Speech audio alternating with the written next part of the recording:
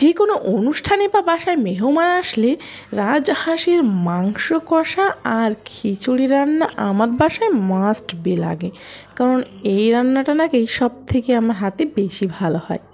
তো আজকে সেটাই শেয়ার করছি। এখানে দিয়েছি 3 টেবিল চামচ সয়াবিন তেল, আর দিয়ে দিচ্ছি পেঁয়াজ কুচি করে কেটে রেখেছিলাম, একটা তেজপাতা আর এক টুকরো দারুচিনি, সাথে দিয়ে দিয়েছি 1 টেবিল চামচ আদা রসুন বাটা, আর দিয়ে দিচ্ছি পরিমাণ মতো লবণ, হলুদ, দিয়ে দিয়েছি ধনিয়া গুঁড়া 1 টেবিল চামচ, জিরা গুঁড়া, আর সাথে গরম মশলা গুঁড়াও দিয়েছিলাম। ভালো মতনভাবে লো আঁচে নেড়ে দিচ্ছি। আর এরই মাঝে আবার দিয়ে দিচ্ছি শুকনো মরিচের গুঁড়া। এটা আপনাদের স্বাদ অনুযায়ী দিয়ে দিবেন, যে যেরকম ঝাল পছন্দ করেন। প্রথমে কিন্তু আমি রান্না করে নিচ্ছি খিচুড়ি, ভুনা খিচুড়ি রান্না করব।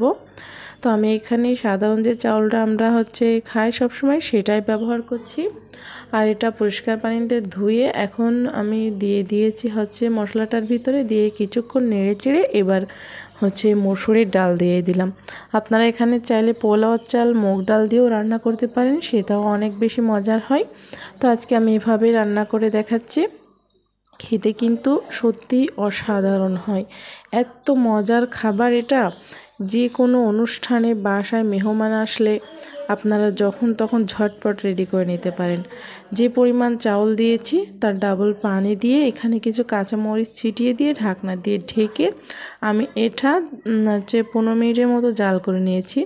সাথে কিছু টমেটো কুচি দিয়ে দিয়েছিলাম, আর আবারও 5 মিনিট পরে এটা উঠিয়ে একটু নেড়ে চেড়ে ঢাকনা দিয়ে ঢেকে আবারও 5 থেকে 7 মিনিট লো আঁচে জাল করে নেব।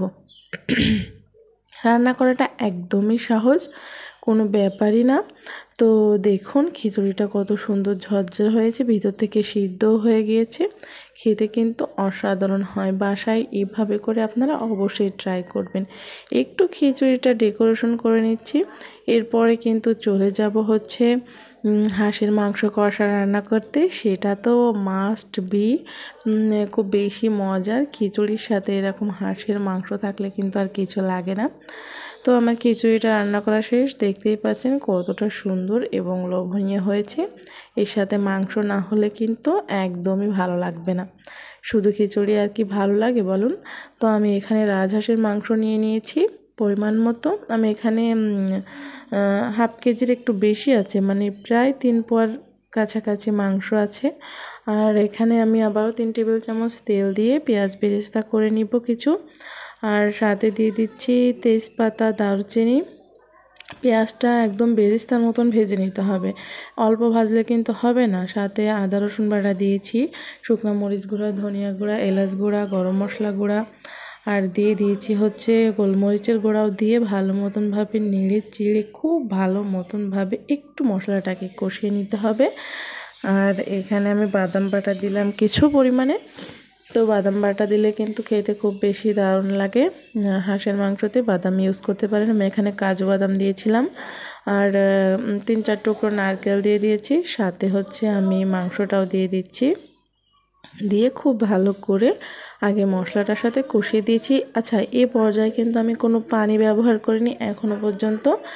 আর এখন আমি দিলাম ফার্স্ট পানি। আমি এখানে 1 কাপ পানি দিয়ে আবারও ভালো মতনভাবে নেড়ে চেড়ে কষিয়ে দিচ্ছি।